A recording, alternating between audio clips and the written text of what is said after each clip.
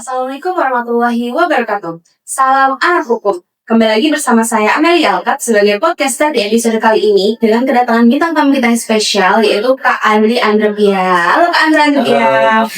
Oke, ini ada Kak. Ini kabar Kak Andri nih. Ya. Boleh dong sama menonton podcast kita pada hari ini. Halo teman-teman, saya semua dari sini Andri.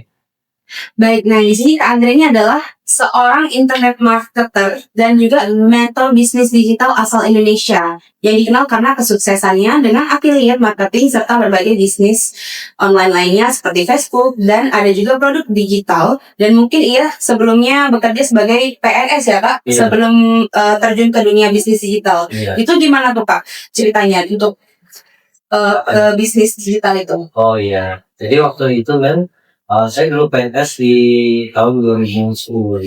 Iya. Itu di Prabumuri di Bapeda. Oke. Ya, tahun 2011 ada program pemerintah yang adalah program di mana internet masuk desa nih. Oh, jadi pada saat itu baru masuk desa. Iya, jadi ada internet itu. program internet gratis masuk desa. Oke. Ya, karena saya bekerja di perencanaan ya di Bapeda di Prabumuri.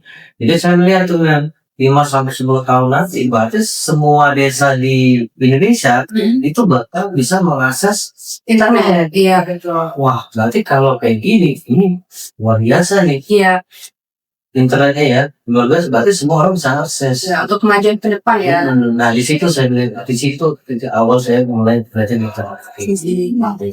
Terus kakak bisa ceritain nggak secara singkat aja nih terkait perjalanan awal karir kakak?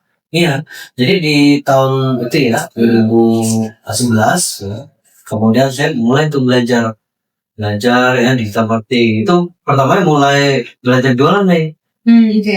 jualan gitu ya. Karena nggak punya ilmu, nggak punya mentor, jadi saya butuh 3 tahun nih Untuk belajar bisnis digital itu kak. untuk bisa sukses, untuk bisa menghasilkan Oke, lebih. itu berarti sambilan PNS Iya. udah ini belajar bisnis digital itu kak. Iya, jadi 2011 kemudian saya udah ngasihin ya jualan pertama jualan baju nih. Baju soket gitu ya. 2014 saya ngasihin penjualan gede. Nah di situ nih, berarti gurih banget tuh digital marketing gitu. Dan saya tekuni sampai sekarang. Oh, dan menetap jadi bisnis digital itu ya kak ya. Iya. Oke, nih ngomong-ngomong, kakak ada nggak rasa takut apa ragu ketika meninggalkan kerjaan yang mungkin dianggap aman pada saat itu? Iya, awalnya iya, ya. Kemudian di tahun 2020 saya resign. Jadi 2011, 2020 saya resign. Memang awalnya iya nih. Iya. Tapi karena saya yakin ya karena memang perubahan zaman waktu itu ya, dimana wah sini semua orang bertumbuh gitu ya, internet bertumbuh, berarti orang semua pakai internet. Iya, Contoh betul. sekarang orang tuh pakai handphone semua kan? Apa-apa semuanya serba teknologi ya. Iya, Kak? nah itu saya melihat di itu, wah ini habikas nih. Oke, jadi saya ambil keputusan di 2020 saya resign dan sampai sekarang ini saya nggak Dan bisa. berlanjut ya. Iya. Alhamdulillah, oke. Jadi tantangan terberat yang kakak hadapi ketika awal terjun di bisnis digital itu apa aja tuh, Kak? Ide ya ini, sebenarnya ide ya, karena untuk bisnis itu kan kita kreatif. Nah itu ide itu dilihat dari pengelola sana. Karena market, kemudian orang butuh apa gitu ya. Nah itu yang memang tantangan itu ya. Kita harus bagaimana mengkomunikasikan ide kita ya untuk bisa jadi solusi mereka. Oke. Nah memang tantangan terbesar itu bukan teknis ya. Yang biasanya kan kalau belajar Jadi, iklan, iya. bikin website Hampir sebagian besar ya. itu bisa. Tapi yang tantangan terbesar itu adalah ide. Dimana produk itu bisa sama, tapi kalau ide konsepnya beda, itu hasilnya beda nih.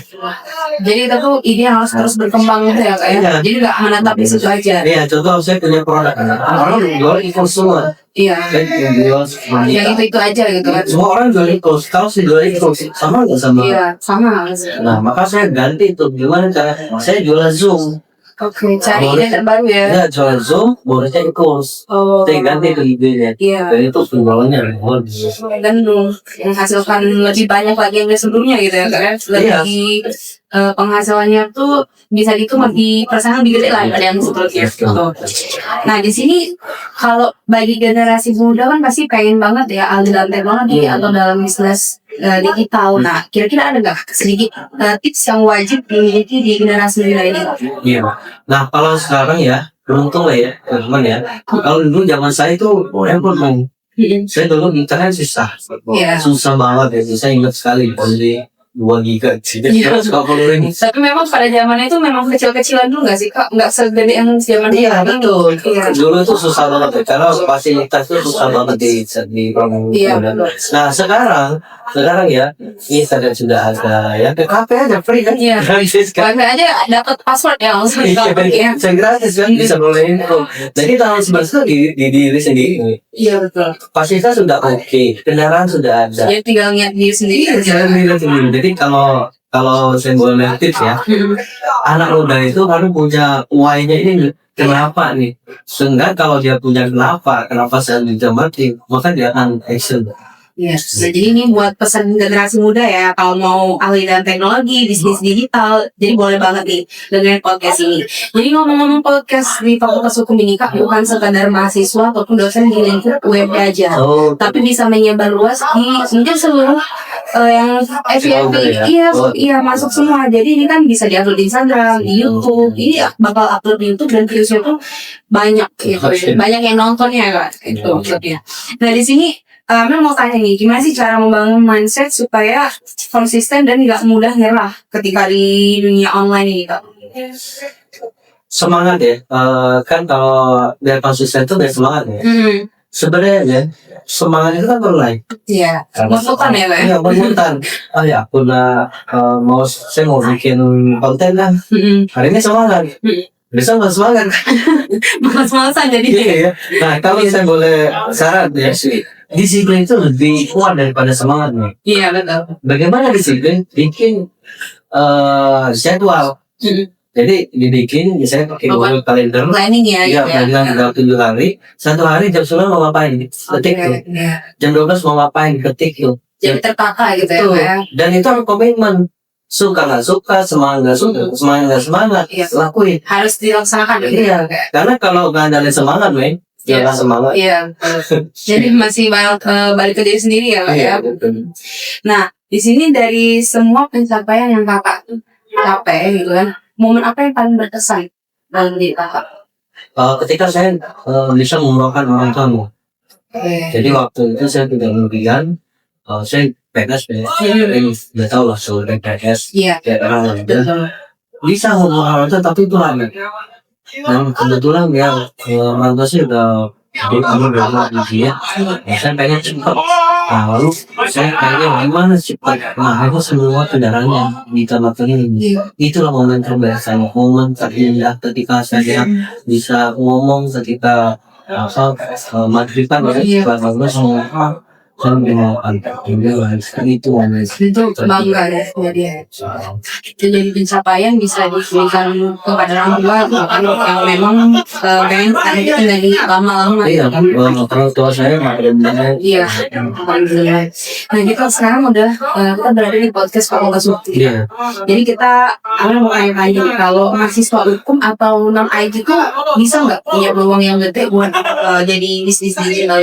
Bisa banget, bisa banget. Karena semua orang yang tentu di marketing ya, itu tidak menutup kemungkinan latar belakang apapun. Entah dia hukum atau teknik bisa. Bahkan orang yang sekolah pun bisa. Dan bahkan orang yang udah sekolah misalnya hukum itu bisa membantunya untuk bisa lebih cepat nih. Gitu. Nah di sini gimana sih kak membagi waktu antara kuliah sama kerja dengan membangun bisnis digital ini? Kalau saran saya ya khusus untuk teman-teman mahasiswa, kalau saran saya prioritasnya kuliah dulu. Oh, prioritas. Iya betul, karena itu penting banget. Itu kuliah itu membantu mindset karena dulu. Dan jangan sampai gara-gara digital marketing gitu ya.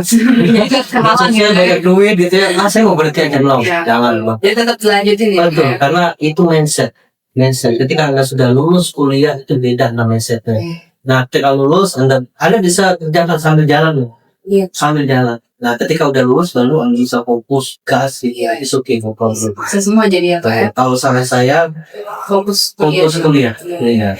Karena banyak generasi muda sekarang ini Pak, banyak yang nyingkirin kuliah dulu, dia malah fokus ke teknologi itu kayak bisnis digital gitu, pakai lupa sama kuliah gitu. Gimana tingkat pesan? Tapi jangan lupa men, yang 1000, emang 1000 kayak gitu semua.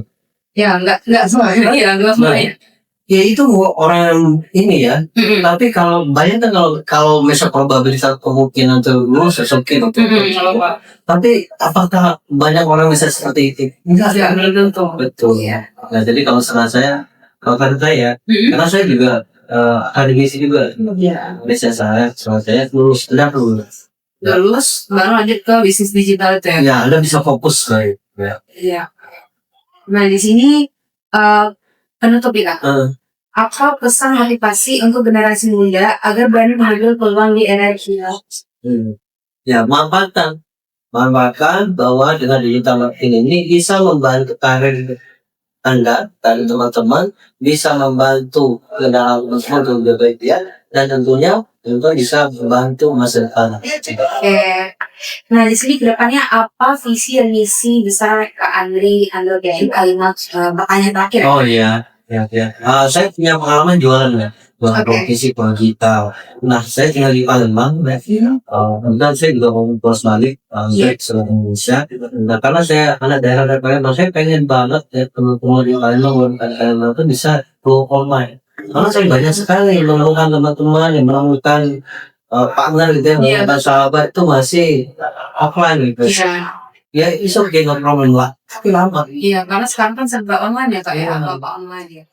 Baik Kak, bahwa kita udah di penghujung podcast ini. Terima kasih atas kehadirannya Kak Andre telah datang dan bisa podcast bareng Fakultas Hukum UMP gitu ya Kak ya. Jadi wabillahi taufiq wal hidayah. Wassalamualaikum warahmatullahi wabarakatuh. Sebenarnya itu sama. Oh iya. Ya. Salam anak hukum.